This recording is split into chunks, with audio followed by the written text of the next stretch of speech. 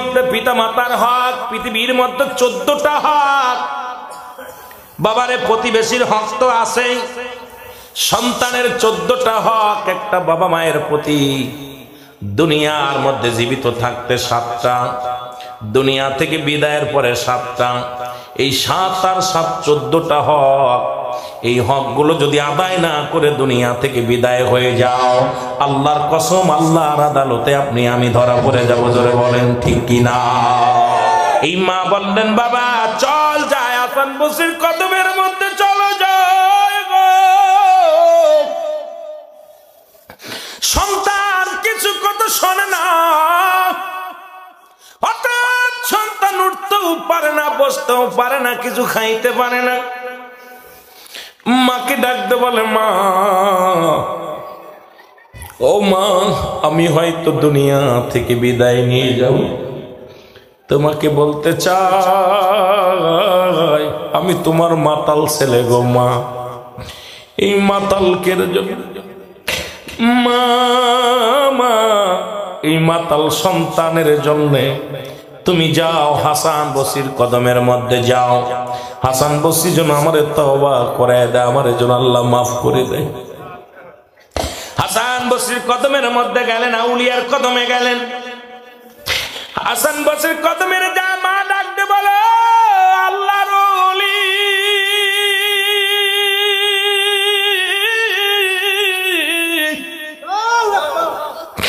আমি আপনার কদমের মধ্যে আসি, আপনি একটু দোয়া করে, একটু দয়া করে যদি আমার বাড়িতে যাইতেন, আমার মাতাল ছেলে তওবা পড়ব, যদি তওবা না করে মারা যায় জাহান্নাম হবে একমাত্র ঠিকানা। যদি তওবা না করে দুনিয়া থেকে বিদায় হয়ে যায়, আমার সন্তান হবে জাহান্নামী। হাসান বসরি ডাকতে কয়, মা, মা গো,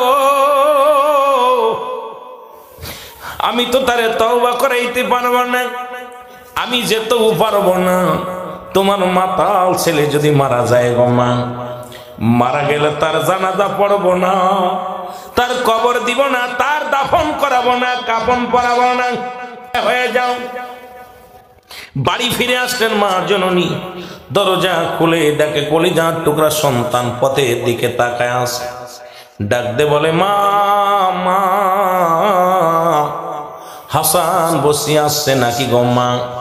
মা বলে, বাবারে তোর কপালে বুঝি আর জান্নাত হবে না, তোর কপালে বুঝি কালেমা জুটবে না, তওবা জুটবে না। হাসান বসরি বলেছে, বলেছে, বাবারে তুমি যদি মারা যাও তোমার জানাজায় আসবে না, তুমি যদি মারা যাও তোমার কাফন দাফন করাবে না। ছেলে চোখের পানি ছেড়ে কান্দার বলে, মা আমার মতো পাপী, আমার মতো গুনাহগারের কপালে তওবা জুটল না। মা গো, তোমার কাছে একটা দাবি করা যায়, আমি যদি মারা যাই নিশ্চিত মা গো মারা যাব গো মা। আমি মারা গেলে আমার এই দেহ মুবারক পৃথিবীর কোন গোরস্থানে রাখবা না, আমার এই গলার মধ্যে রশি দিয়া টানতে টানতে তুমি সাগরে বাসায় দিবা। আমার এই জাহান্নামী বডিখানা যদি গোরস্থানে শোয়া দাও মা, আমার কারণে গো মা অনেক গোরস্থানবাসীর কষ্ট হবে, জনম দুঃখিনী মা।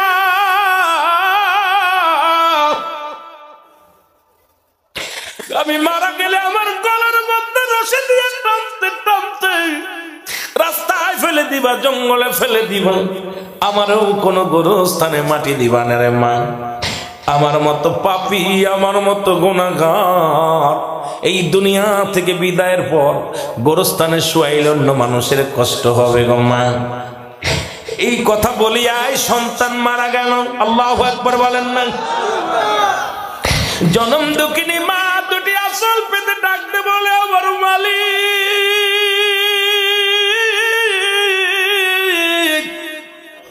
সন্তানের লাজ্জে বাবা মায়ের কাঁধে কত ভারী। এই পৃথিবীর মধ্যে যারা সন্তানের লাশ নিছেন সে জানে লাশটা কত ভারী। যারা বাবার লাশটা কাঁধে নিছে সেই জানে বাবার লাশটা কত ভারী। আল্লাহ, দাদার লাশ না দাদার লাশ বাজানরে নাতির কাঁধে, বাবার লাশ সন্তানের কাঁধে, সন্তানের লাশ বাবার কাঁধে। এই লাশ বহনকারী ব্যক্তি জানে পৃথিবীর মধ্যে আপন জনদের লাশ কত ভারী। জোরে জোরে বলেন ঠিক কিনা? এই আমি চলে যাব, আমায় তোমরা ভুইলা যাইও না, আমি চলে যাব। মহব্বতে বলেন আমি চলে যাব, আমায় তোমরা, আমি চলে যাব, আমায় তোমরা ভুইলা যাইও না, আমি চলে যাব। না আমার মরণ আসিবে কখন কেউ তো জানি না, আমার মরণ আসিবে কখন। টাকা পয়সা দালান কোটা যাহা করেছি সব কিছু ফেলাইয়া দিয়ে একাই চলেছি। আমি যাবার কালে ভেবে দেখি আমার কেহ নাই, আমি যাবার কালে ভেবে দেখি কেহ নাই, আমার মরণ আসিবে। এ দুনিয়ার মুসলমান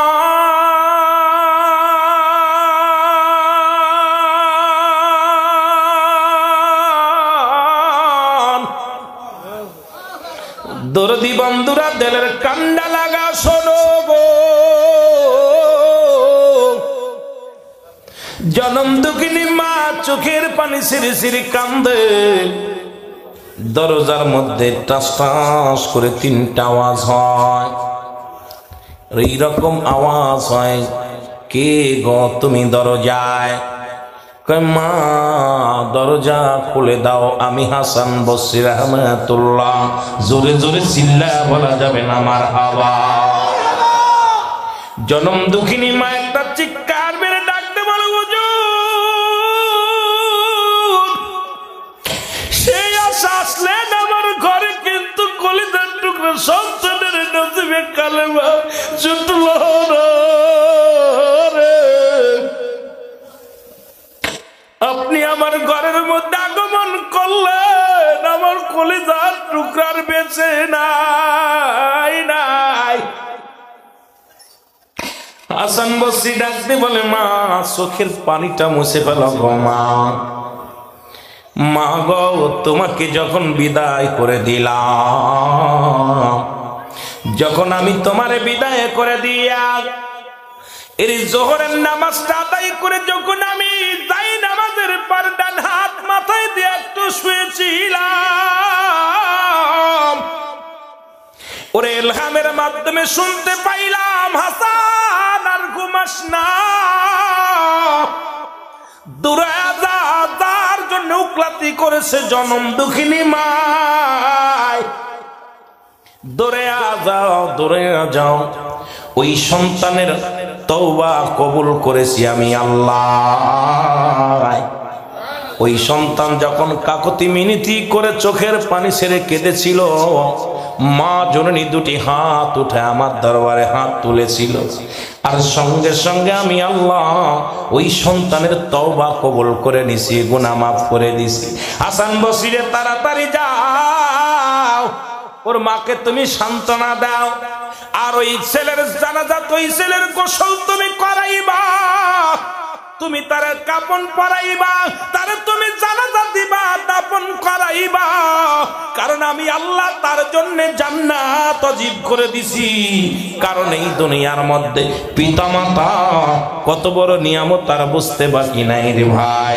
এই দুনিয়ার একজন মাতালখোর মায়ের দোয়ায় তওবা কবুল করছে আল্লাহর কাছে। আজকে সেই মাকে আমরা ঘর থেকে বাইর করে দিই, সেই বাবাকে কষ্ট দিই। আমার মতো অপদার্থ সন্তান, আসলে আমরা অমানুষ না মানুষ। কি মানুষ? আহা, মানুষ তো ঠিকই আছে, কিন্তু এরা অমানুষ, ঠিকই না? যারা পিতা মাতার গায়ে হাত দেয় এরা অমানুষ না মানুষ? কথা কন, মানুষ না অমানুষ? এ মুসলমান, এই অমানুষের জন্ম দিয়া দুনিয়া থেকে বিদায় হয়ে গেল। পৃথিবীতে অশান্তি, কবরও অশান্তি রে মুসলমান। এই জন্য আজকে অনেক যুবক আসছেন, কিয়ামত পর্যন্ত কোন নবী আইব না, কিয়ামত পর্যন্ত তওবার দরজা খোলা থাকবে। বেশি বেশি করে তওবা করবেন। আস্তাগফিরুল্লাহ রাব্বি মিন কুল্লি যামবি ওয়া আতুবু ইলাইহি। জোরে জোরে বলেন আস্তাগফিরুল্লাহ রাব্বি মিন কুল্লি যামবি ওয়া আতুবু ইলাইহি। লা ইলাহা ইল্লাল্লাহু মুহাম্মাদুর রাসূলুল্লাহ সাল্লাল্লাহু আলাইহি ওয়াসাল্লাম। একটু মহব্বতের সঙ্গে দুরূদ শরীফ পড়েন। আল্লাহুম্মা সাল্লি আলা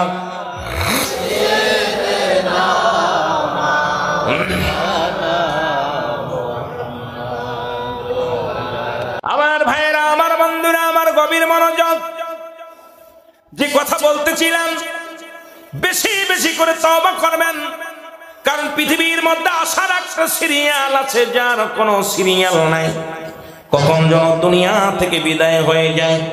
আমার দাদু ভাইয়েরা মুফতি আমজাদ আলী সাহেব একটা কিতাব লিখলেন। কিতাবের নাম বাহারে শরিয়াত।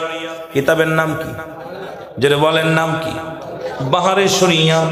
এই কিতাবের মধ্যে উনি লিখতে যা বললেন, দুনিয়ার মানুষ শোনো, সব চাইতে সহজ মৃত্যু যদি হয়, সব চাইতে সহজ মৃত্যু।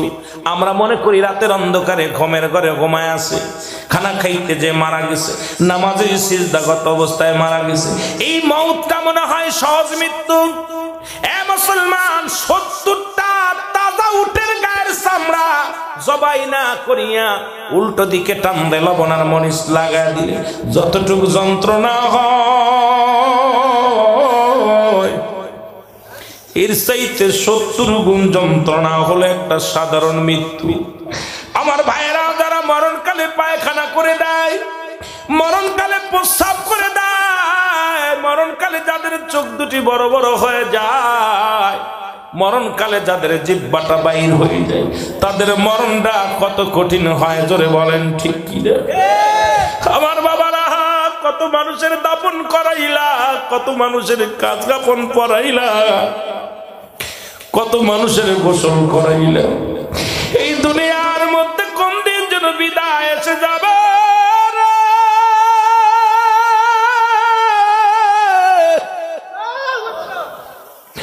এই দুনিয়ার মাসের চলে যাব আল্লাহ।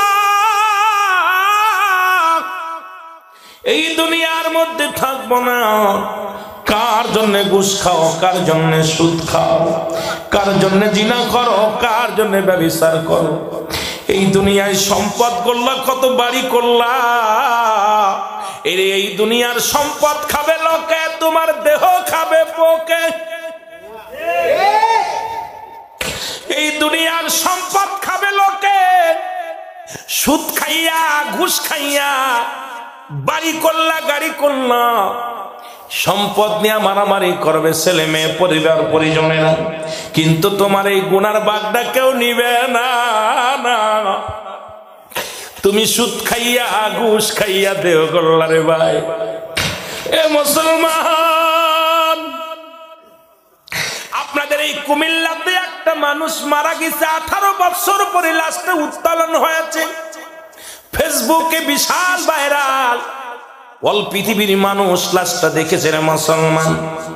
এই লাশটা পচে না, এই লাশের কাপড়ের মধ্যে পছন্দ নেই। এমন কই লাশটার মধ্যে মুসলমান উত্তোলন করতে যাইয়া কয়েকটা জায়গা আঘাত লাগছে, তাজা রক্ত বাইর হয়ে গেছে। এবার মজ্জেমুনি একটা মসজিদের ইমাম ছিলেন, ওনাকে মজ্জেম সাহেব বেঁচে আছে, এখনো 108 বছর বয়স।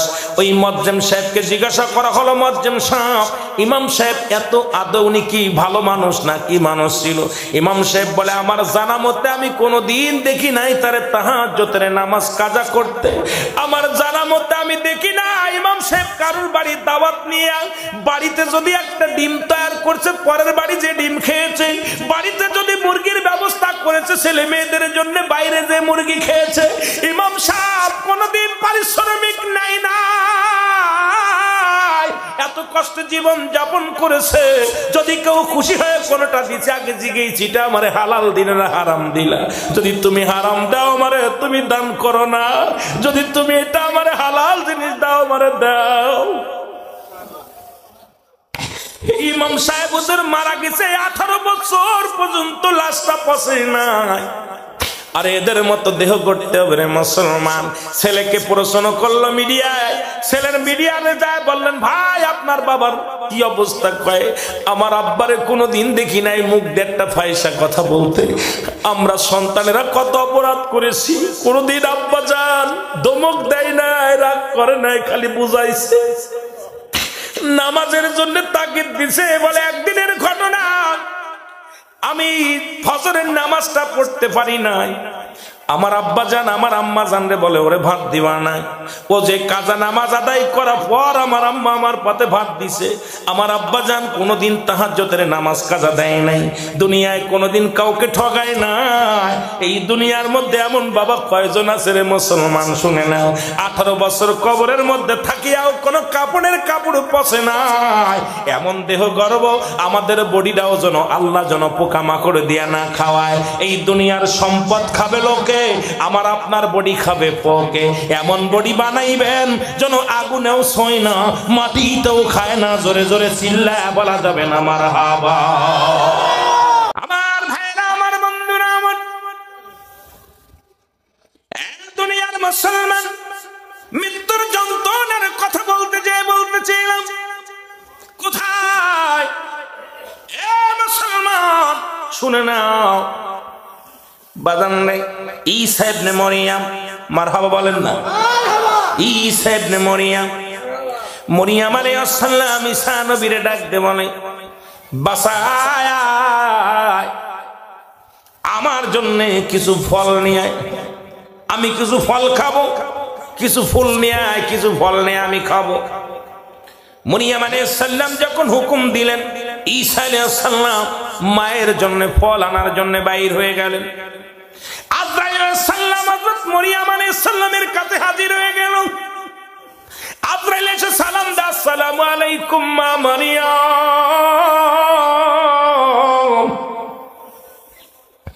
মরিয়ম ওয়ালাইকুম আসসালাম। কে তুমি? কয় আমি আজরাইল। আল্লাহু আকবার। বলে তুমি কিসের জন্য আসছো? কয় রূহটা বাইর করব। কয় আমার কলিজার টুকরা সন্তান বাগানে গেছে ফল আনতে, একটু দেরি করো। আমার একমাত্র কলিজার ধন কিছু কথা বলে যেতে চাই, দুইটা কথা বলে যেতে চাই। আজরাইল বলে মা মরিয়ম, একটা সেকেন্ড সময় নাই, একটা সেকেন্ড আর সময় দিতে পারবো না, আপনার সময় শেষ মরিয়ম রে। মরিয়ম আজরাইল আমার একটু সময় দে, একটু সময় দে। আমার ঈসা নবী, আমার ঈসা সন্তান এসে যখন দেখবে মা দুনিয়ায় নাই নাই, সন্তান মাকে হারায় বড্ড পাগল হয়ে যাবে। একটু সুযোগ দে, আমার কলিজার টুকরা আসুক, তারপরে তুমি আমার রূহটা নিয়ে যাও। আরে আজরাইল আলাইহিস সালাম ডাকতে বলে মা মরিয়ম, আমার ইলাহি হুকুম হয়েছে, আমি দেরি করতে পারবো না, পারবো না। মরিয়ম কয় তাহলে নিয়ে যাও, আর দেরি করো না, নিয়ে যাও। সঙ্গে সঙ্গে মা মরিয়মের মৃত্যু হয়ে গেল। জোরে বলেন আল্লাহু আকবার। মা মরিয়ম আলাইহিস সালামের মৃত্যু হয়ে গেল। ঈসা আলাইহিস সালাম ফল নিয়ে বাড়ি আসলেন। ঘরের মধ্যে ঢুকে দেখে মা জননী শুয়ে আছে। ঈসা নবী চিন্তা করে জনম দুঃখিনী মা এই মাত্র ঘুমাইছে, তারে ডাক দেওয়া যাবে না, ফলটা মায়ের কাছে রাখি যাও। দূরে দাঁড়ায় রইলেন, ঘন্টা খানেক দাঁড়ায় আছে। চিন্তা করে জনক আমার জননী মা, আমি যখন ঘরের ভিতরে ফিরতাম কোনোদিন দেখি নাই মারে ঘুমাইতে। আমার পায়ের শব্দ শুনিয়া জনম দুঃখিনী মা জেগে উঠতো। আজকে মা কি ঘুমাইলো, এখনো পর্যন্ত মা জাগে নাই। ডাকতে যায় দেখে মার দুনিয়ার মধ্যে নাই। মায়ের হাতটা ধরে দেখে মা চির বিদায় হয়ে গেছে। জোরে জোরে চিল্লায় বলেন আল্লাহু আকবার। মা মৃত্যুবরণ করছে। আল্লাহু আকবার বলেন। মা মৃত্যুবরণ করছে, হাতটা ধরে দেখে আর জিন্দা নাই। চিৎকার মেরে বলে আল্লাহ তুমি আমার মাকে নিয়ে গেলা। আল্লাহ আমি তো মায়ের সাথে শেষ কথা বলতে পারলাম না, শেষ কথা বলতে পারলাম না। আমার দরদি ভাইরা শুনে নাও, ঈসা আলাইহিস সালাম ডাকতে বলে আমার মালিক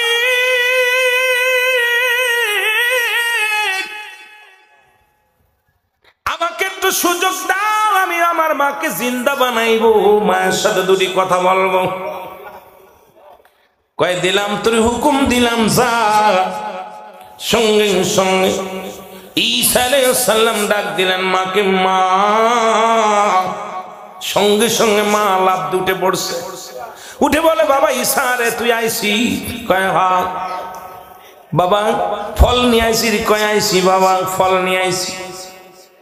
মা জননীকে বলে মা তোমার জন্য ফল আনছি। ফলটা হাতের মধ্যে নিলেন। কয় মা আর ফল তুমি খাইতে পারবা না রে মা, কারণ তুমি দুনিয়া থেকে বিদায় নিছো। আমি আল্লাহর হুকুম নিয়ে তোমার জিন্দা করেছি গো মা, তোমার কাছে দুইটা কথা শোনার জন্য, তারপরে তুমি আবার ঘুমায় যাবা। কারণ পৃথিবীর মধ্যে কোন সন্তান যদি মাকে এইরকম ডাক দেয় আবার জেগে উঠবে, এইরকম আর হবে না গো মা, হবে না গো মা। শুধু আমি জানার জন্য তোমাকে আমি জাগাইছি গো মা। মা বলে বাবা কি বলতে চাও? কয় মা গো আজরাইল আলাইহিস সালাম তোমার জানটা বাইর করেছে, তোমার সাথে কি রূপ ব্যবহার করেছে এটা আমি জানার জন্য তোমাকে আমি জাগাইছি গো মা। আরে আমার জন্য ডাকতে বলে বাবা ঈসা রে,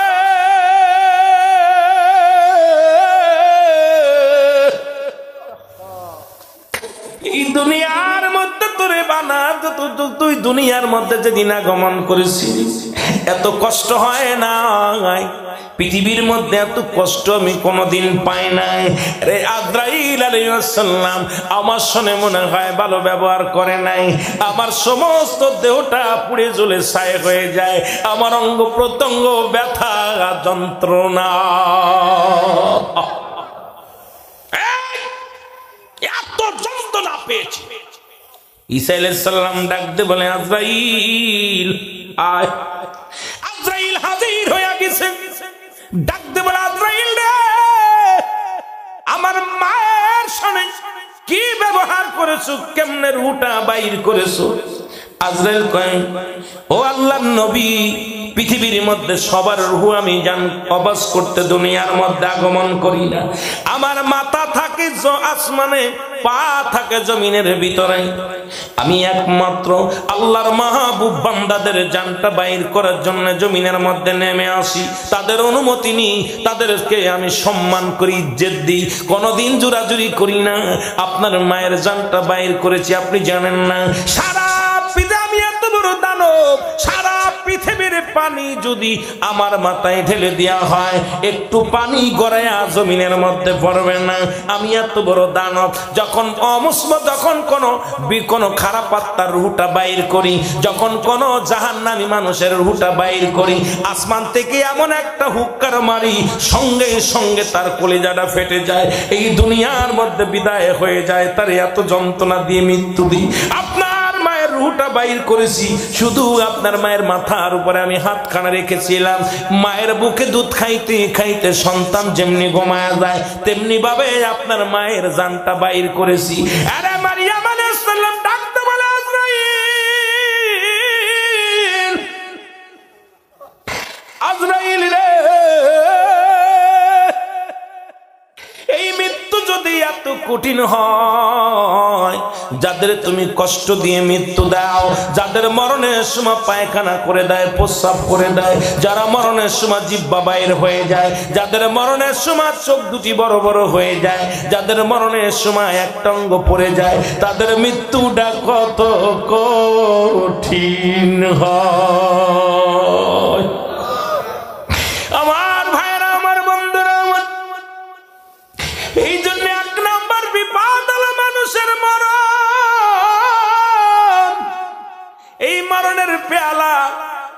পান করতাবের মধ্যে কোনো সন্দেহ নাই, আজরাইল কাউকে ছাড়বে না, কারোর কোনো কথা শুনবে না, কারোর অভিযোগ শুনবে না, শোনার সময় নাই।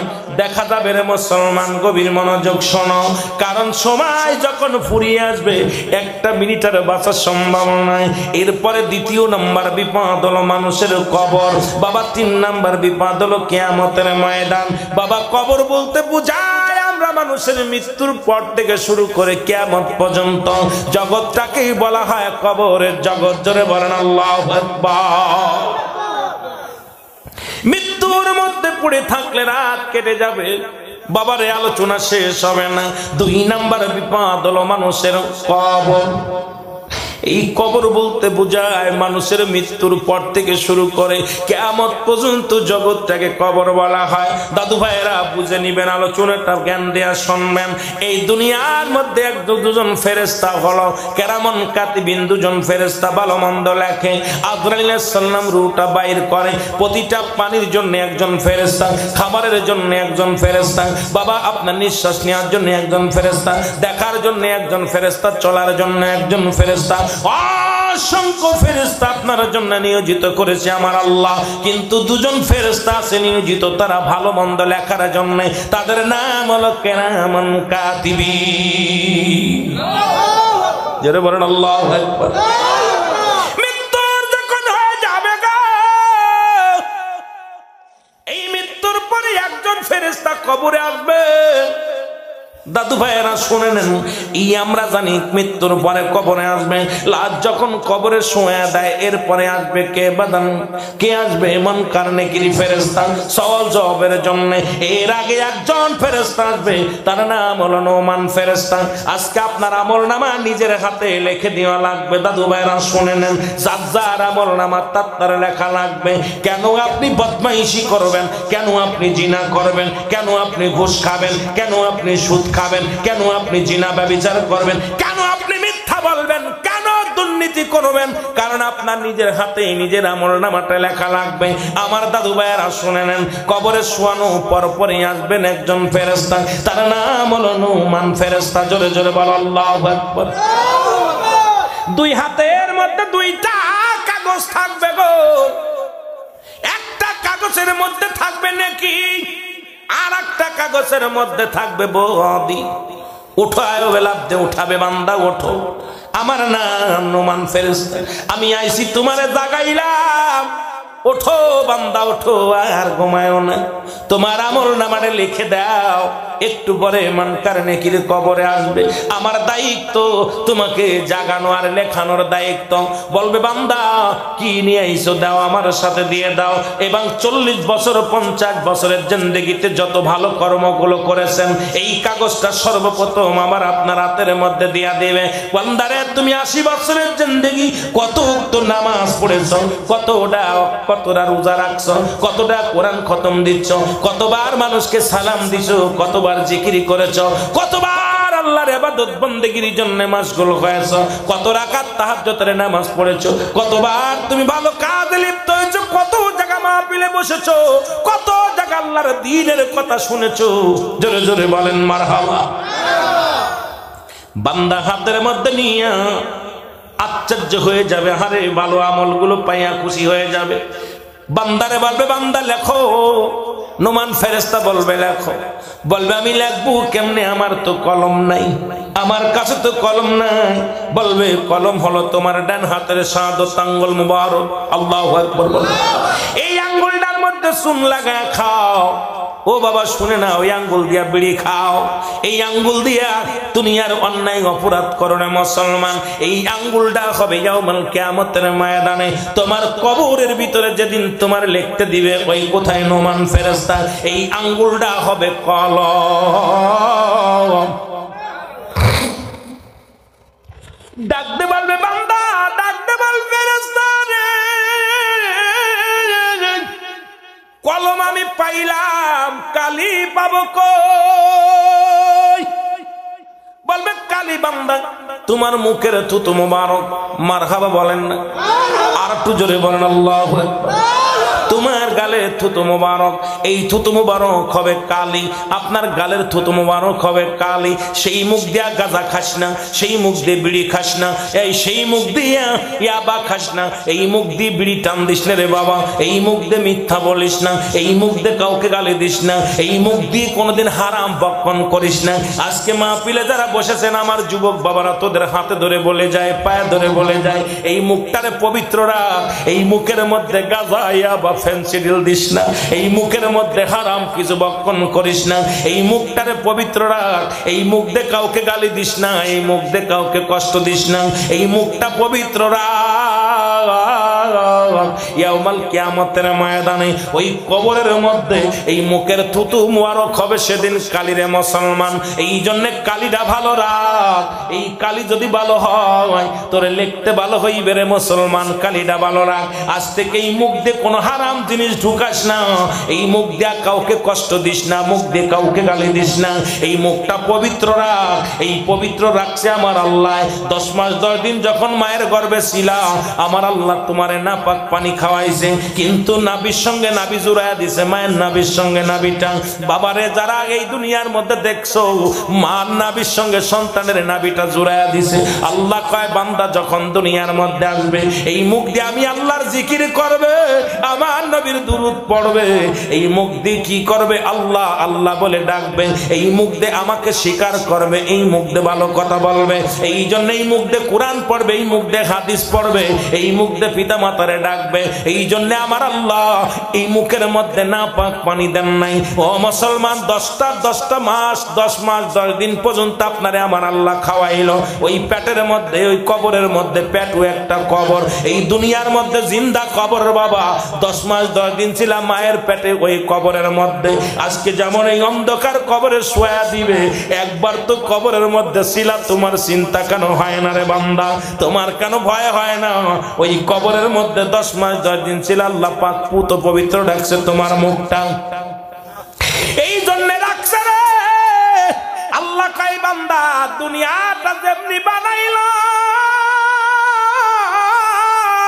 বান্দা আমি এমনি তোরে বানাই নাই নাই নাই, এই আসমানটা যেমনি বানাইলাম বান্দারে আমি এমনি তোরে বানাই নাই, এই জমিনটা আমি যেমনি বানাইলাম বান্দারে আমি এমনি তোরে বানাই নাই, আকাশটা আমি যেমনি বানাইলাম পৃথিবীর মধ্যে এমনি তোরে বানাই নাই। ও বান্দা সমুদ্র নদী নালা যেমনি বানাইলাম এমনি তোরে বানাই নাই, সব জাতি বানাইলাম কোন আর ফায়াকুন বলিয়া, কোন বলছি সঙ্গে সঙ্গে বাইর হয়ে গেছে, ফায়াকুন বাইর হয়ে যায়, হইতে দেরি বলতে দেরি হইতে দেরি হয় না। আর ও বান্দা শুইনালা আমি তোর আমার কুদরতি হাত দে বান্দা তোরে বানাইলাম, এই আল্লাহর কুদরতি হাত দে বান্দারে বানাইছে, এই মুখটা আমার আল্লাহ কুদরতি হাত দে বানাইছে, এই ফেসটা আমার আল্লাহ তার কুদরতি হাত দে বানাইছে রে বান্দা। কত সুন্দর নাকটা, কত সুন্দর দুটি চোখ দুটি, কত সুন্দর কপালটা, 4 ইঞ্চি কপাল বানাইছে রে বান্দা।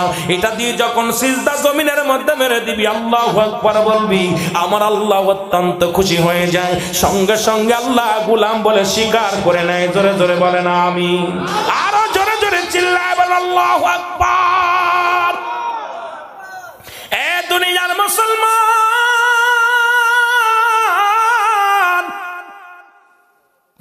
এই শুকরিয়া আদায় যদি সারা জিন্দেগি ভরে করো গো, শেষ হবে না, শেষ হবে না। ফেরেশতারা এত ইবাদত করে তবু ফেরেশতাদের আল্লাহ এত কুদরতি হাত দে বানাই নাই, শুধু হুকুম দিয়া ফেরেশতাদেরও বানাইলো, জিন জাতিরও হুকুম দিয়া বানাইলো, শুধু আল্লাহ বান্দারে বানাইলো তার কুদরতি হাত মোবারক দিয়া। এ আমার বান্দারা শুনে নাও, সেই আল্লাহর সঙ্গে নাফরমানি করা যাবে না, জোরে বলেন ঠিক কিনা?